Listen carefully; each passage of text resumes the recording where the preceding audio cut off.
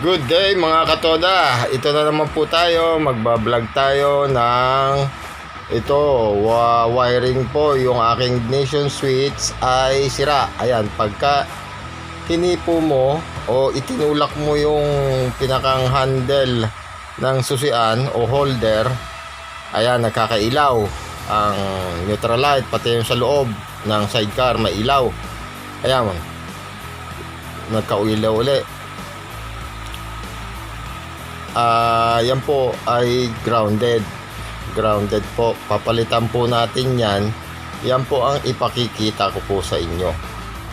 Opo, sana po i-subscribe nyo po ang aking channel. Ito po yung aking bagong bili na neutral light switch. Tapos yan po yung bago ding holder. Kasi yung holder ko doon na luma na pinaglalagyan, sira na po yung pinakang lock niya.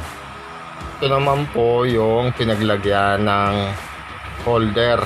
Ayan, screenshot na lang po nyo. Kasi 100 pesos lang po ang pagkakabili ko. Ito naman po yung ignition switch. Local lang po yan lahat. Hindi po yan yung original. Nabibili lang po yan dyan sa tabi-tabi. Yung mga motor shop na nagsulputan dyan sa tabi ng kalsada. Ayan. So, iti-testing naman natin ay yung, ayan, pagka pinindot mo, nailaw ang dalawang signal light. Grounded po. Pati po sa huli, ganun din. Ayun, sumisindi rin yung park light nya. Pati yung signal light, nakasindi rin siya. So yan po ang ating gagawin. Papalitan po ni Katoda Japs. Opo, ayan, tinulak mo, nagkakaroon. Una po, tatanggalin po natin ang key holder. Yan, dalawang tornilyo lang po yan. Gagamitan po nyo ng plus screwdriver lang. Ayan, unang tornilyo yan, tinanggal. Tapos yung pangalawa, tatanggalin din po yan. Madali lang po naman to kasi color coding lang yung mga bubunutin nyo dun sa mismong loob ng headlight para matanggal nyo. Ayan, ang ginawa ko dyan, para lang ako'y magkaroon ng ilaw, tinatalian ko siya para may karoon lang ng busina at saka ng ilaw. Kasi yun ang diferensya eh. Pagka binitawan mo, nawawala yung kuryente. Pagka ipinus mo, ayun, nakakaroon na. Kita nyo ba? Ayun o, kita na. Putol na. So yung negative na yan ipapapunta doon sa positive, kaya may ilaw yung dalawang signal light. So papalitan po natin, palitan natin ang bago. Dito po ang unang tatanggalin nyo, yung tornilyo naman dyan sa headlight, para bubunutin po natin yung mga connection ng ignition switch doon sa motor harness nya, yung sa wiring mismo ng motor. Yan po, yan, ganyan ang ginawa ko. Tapos para hindi maabala o hindi masira yung headlight, kukuha ako dyan ng, isasabit ko yan, gagamit ako ng wire. Yan, wire, at isasabit ko yan doon sa kung saan mo pwedeng isabit, para lang hindi masira yung kasi testingin natin mamaya eh, para hindi masira yung mga wiring, hindi mabatak, mawawala din sa pagkakahina. So ganyan ang ginagawa ko. Pwede rin kung sakasakaling gagawin nyo ng pwede rin natanggalin yung mismong sakit nung bumbilya. Ayun. yung valve terminal ba ang tawag doon. Ganun po. Ito, apat lang po ang wire ng ignition switch. Pula, galing sa battery. Tapos yung black na may guhit na wire. Asul, yun lang po, apat. So yung mga yun lang po ang kakalasin natin doon sa loob ng headlight. Kasi kaya po nagkakaganyan ang mga ilaw. Ang ibig sabihin din po niyan ay indikasyon po yan na nagsasalubong ang kuryente. Yung positive o yung negative ay nalalagyan ng positive. So may malamang po na grounded na rin yung harness ko dahil sa katagalan. So dyan po gumamit na rin ako ng technique na yung negative o yung berde na pinagkakalagyan ng mga negative connection, nag body ground na lang ako sa lahat. Dito na lang sa body ground ko inilagay para iwas doon sa kasi tinest light ko yan, yung pinakang green wire ay nagkaroon ng ilaw yung aking test light. So hindi ko na ginamit yung berde. Pero dyan sinubukan ko pa rin na ayan po yung bago. Yan yung luma na So yung pinakang niyan, lock, ayan umiikot na umiikot. Tapos yung bago, so yun, nasira na yung pinakang niya doon. Pinakang naghahawak doon sa pinakang lock nung ignition switch. Kaya kailangan na talagang palitan siya. Sira na kasi yung lock. Ito yung bago. Dito sa bago, hindi siya umiikot. Yan. Kaya bumili ako nito. Holder. Saka itong bagong susian. Ignition switch. Lagyan natin.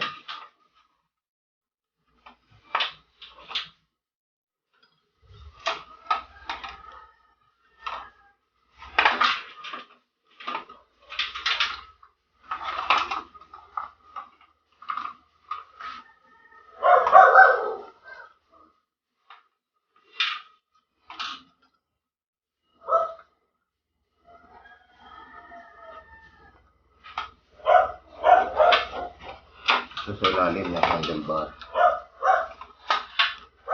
Para hindi masyado mahigit siya.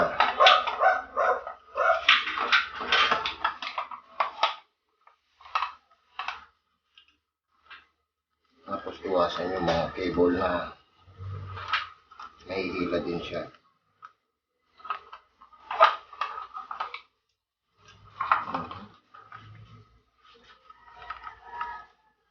Color coding lang to.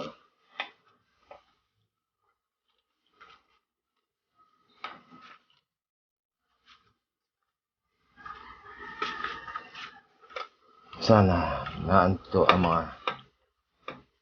mga sira-sira.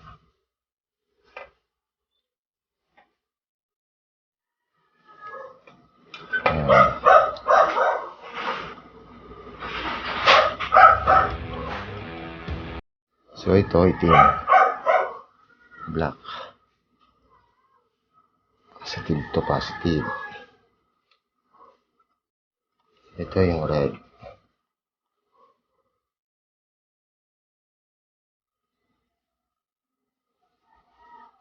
Naka-switch na ba?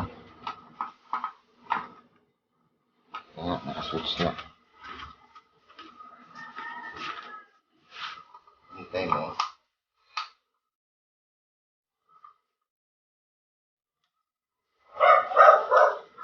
Parang kapit mo.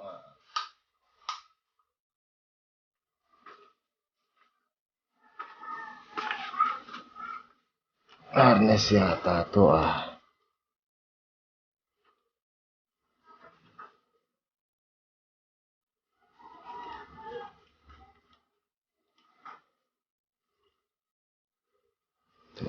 Steve to. Naputol to.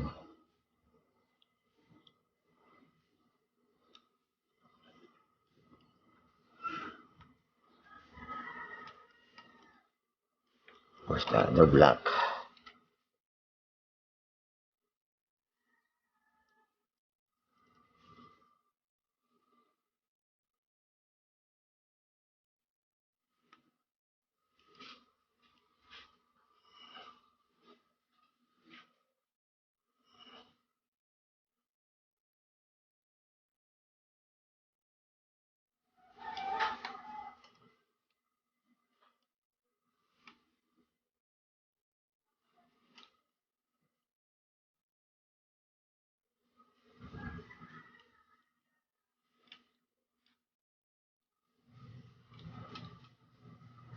Huwag kayo matatakot dito sa kuryente dahil may color coding naman to. Yan.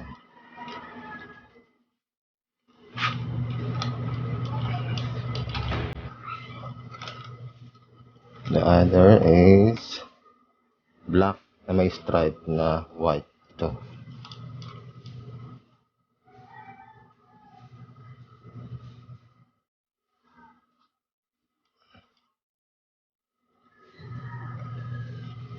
And the other is the ground.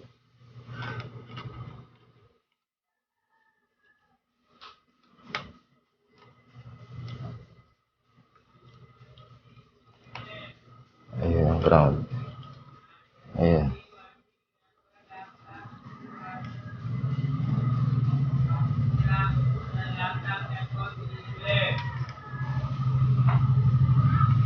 Computer, laptop, aircon, binibili. Computer, laptop, monitor, CPU, battery, binibili. Monitor. CPU, binibili. Asawa kaya, bumibili yon? Brad, asawa, bumibili ka? Uy! Ay po. Hindi ako pinansin. Hindi yata bumibili ng asawa yun.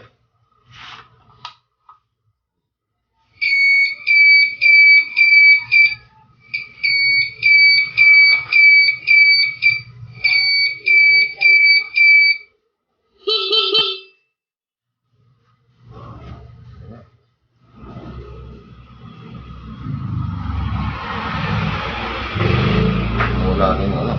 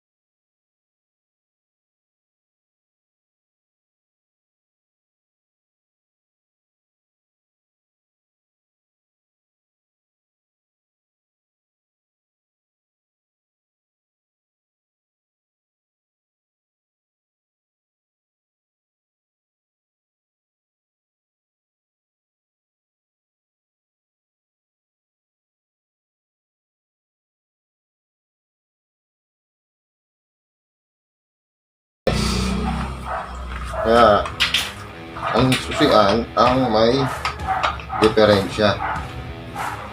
Okay? Yun lang po. Kung paano mag-DIY ang higpitan natin ng konti yung terminal. Kailangan mahigpitan yung terminal ng ng kaliwa. Ito yung kaliwa signal light. Naglolos dito. Ayan, maluwag. So, ang gagawin, iipitin lang siya ng konti. Ipitin mo lang ng konti ng plies. Ayan. Tapos kami saksak ulit.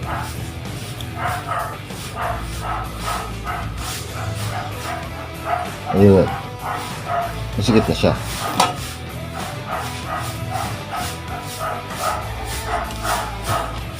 Ayan, naglolos. Yun na nga. Kung meron. Okay. At hindi na siya nagsasabay ang ilaw. Sasabay ang ilaw kasi doon sa terminal, doon sa puno nung mismong ignition switch, doon nag-ground. So, balik na natin to. Napalitan na natin. May isa pa pala, may ground pa. May ground pa na hindi ito nailagay. Green. Itong green. Hindi pa nailagay. Importante yan.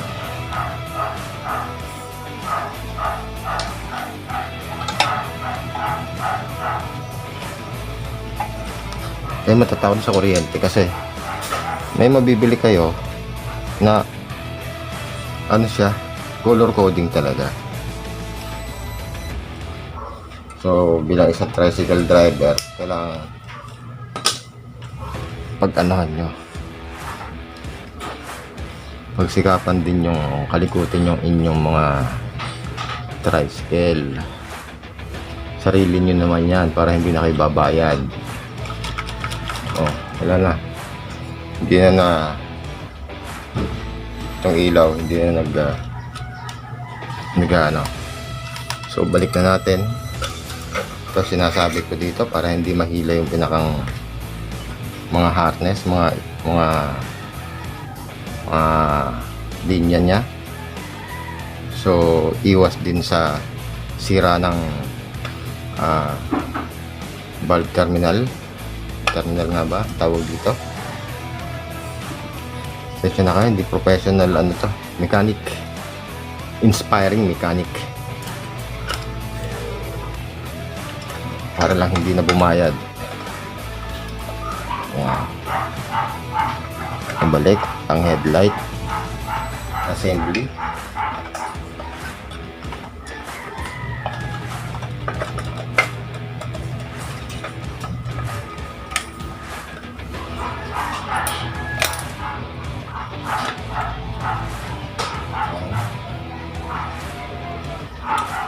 Ay, ito nga pala. Kaya ito may balot na ganito. Kasi ito yung local na nabibili. Ayan, bakal siya. Ayan. So, gumawa na lang ako ng interior at binaakot, nahigo na lang dito. Ito.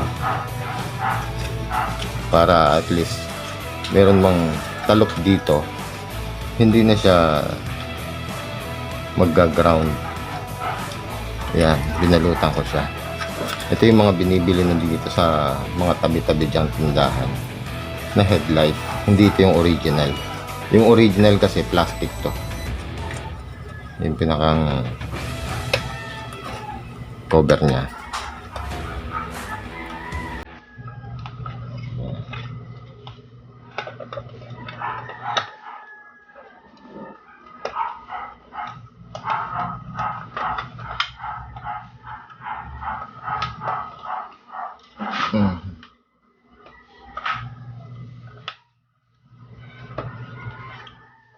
Okay. Balik ang tornilyo.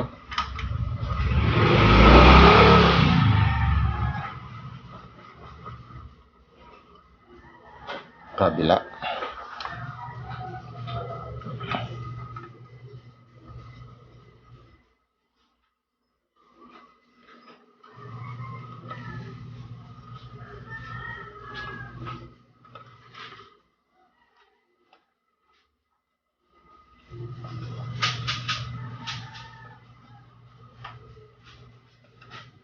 Okay. At ibalik din ang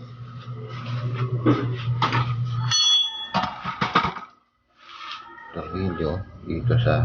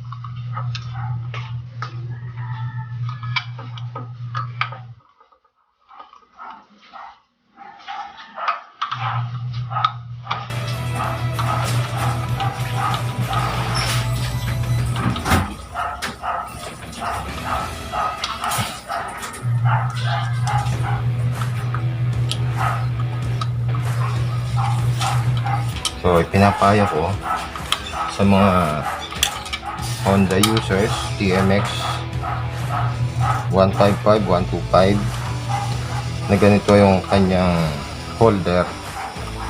Oras na ito po'y umikot na, magpalit na po kayo. Kasi yung later on, kasi 100 lang to 110. Bumili na kayo. Pati itong switch. So, hindi na yan. Hindi na yan umiikot. Yung isa, umiikot.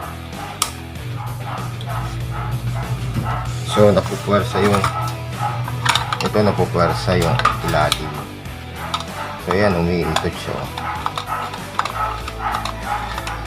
Wala na siyang lock dun sa pakita ko ha, kung alin yung lock. Tanggalin natin ito. So, ito sira na rin. Dito lang sa ilalim po yung pinakalock. Ayun. Ayan. Ayun po. Mapapansin po nyo meron siyang lock. Dito sa isa, buo pa. Pero yung kabila, wala na.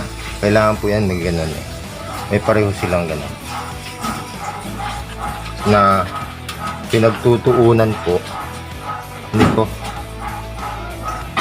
So, ang pagsasalpak naman yan, pag ganon, yung ginawa ko, hindi ko na lang naipakita kanina. Ganon. Tapos itatama mo na lang para hindi na kayo pumunta ng mekaniko. Itatama mo na lang itong pinakanlock na yan doon sa butas. Sasalpak na siya. Ayun o. Doon sa butas na yan. Kaya lang ito, wala na. Sira na. Ito yung original niya.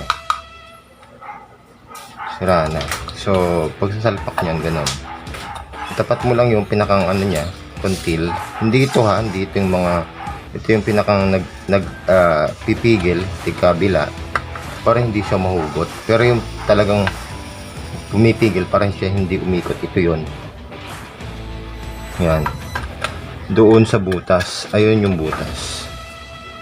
Ito yung butas. So, ganun lang pagsusuot. Tatapat mo lang doon. Tapos saka mo i-DDN. Yan, nakasuot na. Kaso nga, wala na yung ano. Wala na yung pumipigil dito. So, kailangan na pagtan. Yun lang po. Salamat. Ito, ayos na. Hindi na siya nag-ground. Kabila. At ayos na siya. Yan. Buhayin natin kung ayos na.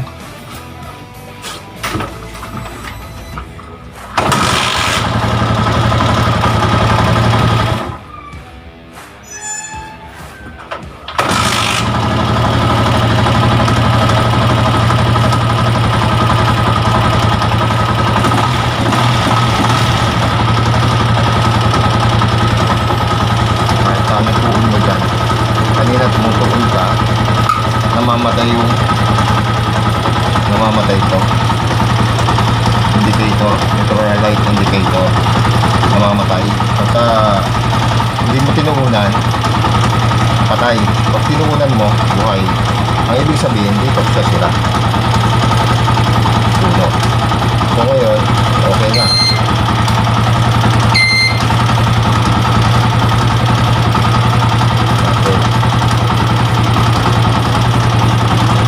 Okay. Nandito na lang po. Salamat. Yung resulta ng aking pagka binuhay mo ang signal light, buhay ang signal light, pati ang headlight, hindi siya na nagsasabay. Ayan o, bukas ang headlight niya.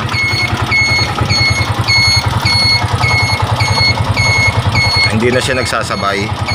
Itong dalawa, hindi na nagsasabay. So yan na po ang resulta ng aking pagkakagawa ng ignition switch. Salamat po. Ayan naman sa kabila.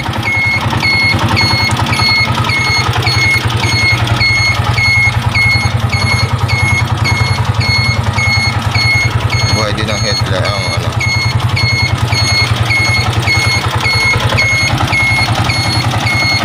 Tapos pinatay mo to, ayun, tumataas oh.